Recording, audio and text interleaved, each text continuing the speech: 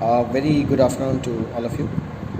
So today we are going to proceed with our discussion on inverters. So let's start with the RLC load.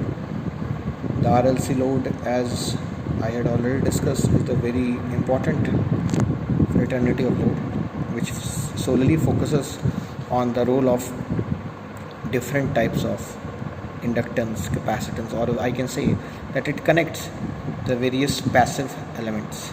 Okay, so have a look at this. The first waveform which is shown here, that is this one. This is the VDC portion. Okay, the output voltage that we are going to get in case of an inverter, and this is the current, the corresponding output current.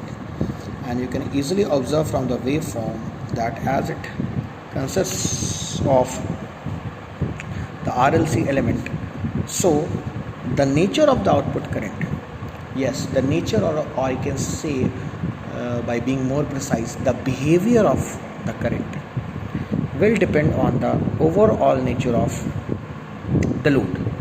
For example, if in the load the capacitive parameter is dominating, or the capacitive effect of the load is more prominent, then the load current will be leading, which is observable from this result. There is a lead in output current. While in the case of the overall nature of the load is inductive, then we can comment that the nature of the output current will be lagging. Okay, the nature, the angle of lag will depend on the angle phi, which is shown here. The angle phi, as I can easily make it quite visible to all of you, that this is the phi. Okay, and this phi, as we all know, will depend on the XL and the XC parameters.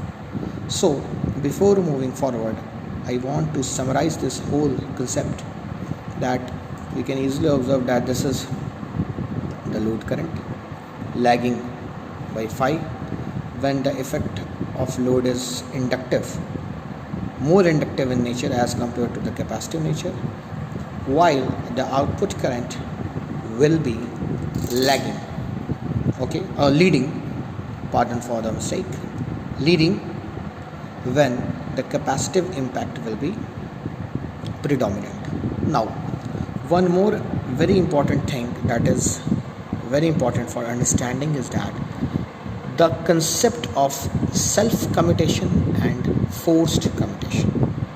Yes, the elaboration need to be done here. That in which case, well, there will be forced commutation, and in which case there will be self-commutation. The device is going to turn off on its own.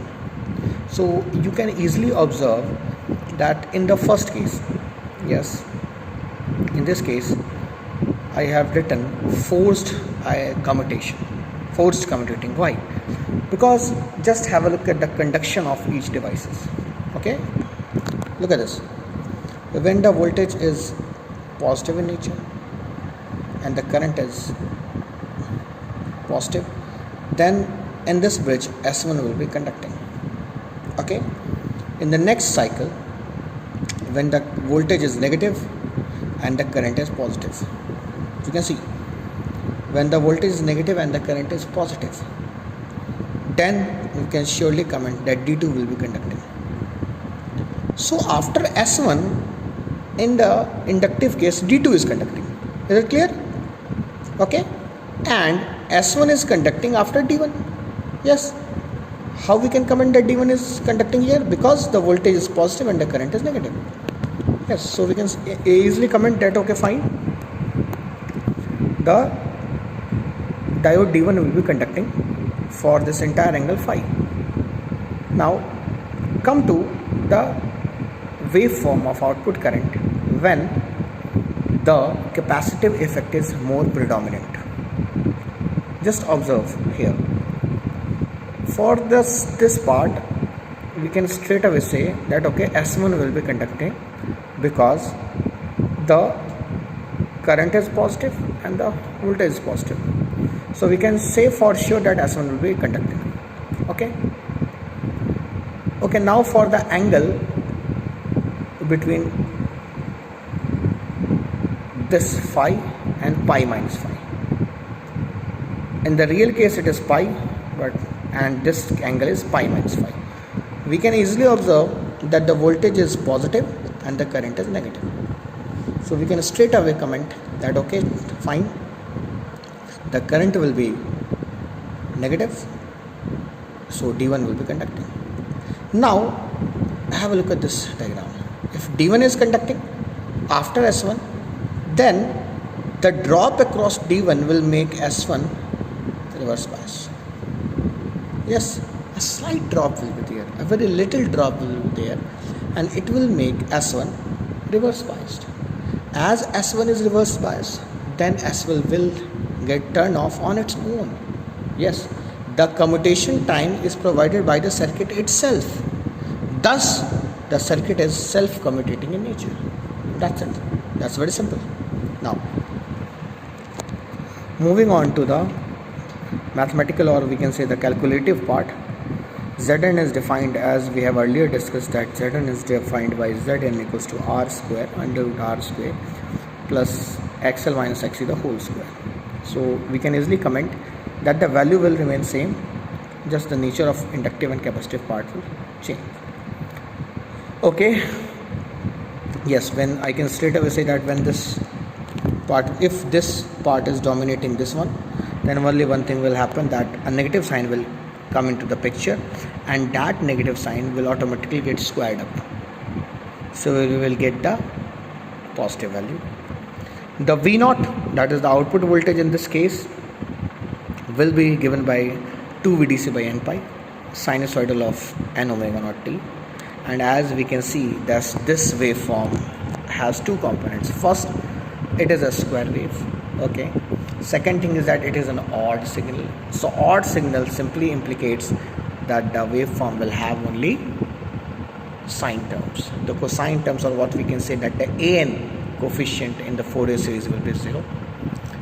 As the average value of this VDC or V0, that is this thing, have a look at this, the average value is becoming 0 in the cycle, so we can straight away say that A0 will be absent. Now coming straight away to the Bn part, the Bn is easily calculated to be 2 VDC by n pi.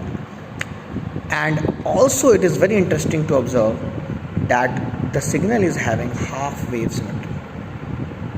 You can easily observe that it is having half wave symmetry.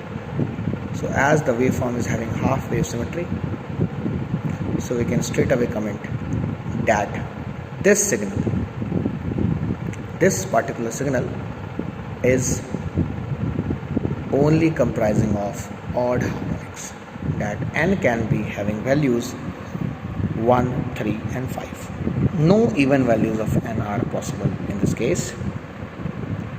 So I0 till will become 2 VDC by n pi Zn. Okay, the magnitude of Zn will be from this equation into this equation. Now coming to the sinusoid of n omega naught t minus phi, the phi value is obtained by tan inverse XL minus XC by R. Again, it is very easy, and we can also comment that depending on the nature of XL, the sign of phi will change. That means the phi will become positive or negative depending upon the nature of XL or XC. That's quite simple. And simply that one more conclusion can be drawn that the phi will make the either current leading or lagging. Okay, the fundamental displacement factor is given by cos of phi. Okay, and one more thing is that, okay, we can also come to the conduction or the commutating part. The simple thing is that you can see that Tc equals to phi by omega, and phi is simply, you can say that it can be obtained by using this equation. From this the phi can be calculated, and we can simply get the circuit turn off time, that is the time provided for the turn off of the circuit, that is DC. So I think till this part the discussion is quite good. Hopefully you have enjoyed this lecture. We will soon meeting in the next lecture. Thank you.